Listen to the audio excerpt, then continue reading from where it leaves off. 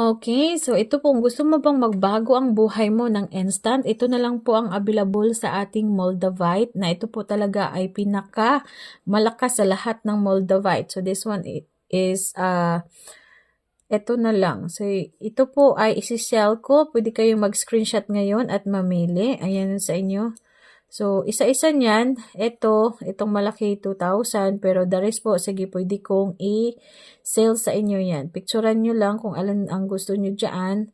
Ayan, kasi hindi ako makalive, bukas na ako makalive. And then this one, isi-sell ko na lang po bawat isa niyan ng 1,500 pesos. Ito po ay green na green sa personal, ha?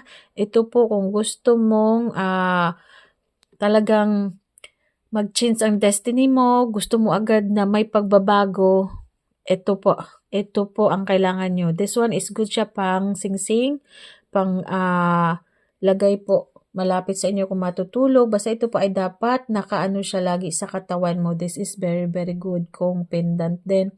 Or ilagay nyo sa inyong mga chin na pwedeng malagyan po ng mga row natin na mga high vibrational na crystals, which is the phenakite, the moldavite, the centamani, the ivory, the jade, and the Libyan. So, ito na lang po ha, wala na po. And sa ating jade, ito na lang din po ang available sa jade natin. Just comment po, swerte. Ito na lang po ha, jade ang available. Yan na lang po, maihap na lang po sa kamay. At ang ating Libyan ay ito na lang po ang natira sa ating tag 2,000 pesos. Yan lang po. Kunti na lang. Ayan, congratulations in advance po sa makakuha ng mga yan.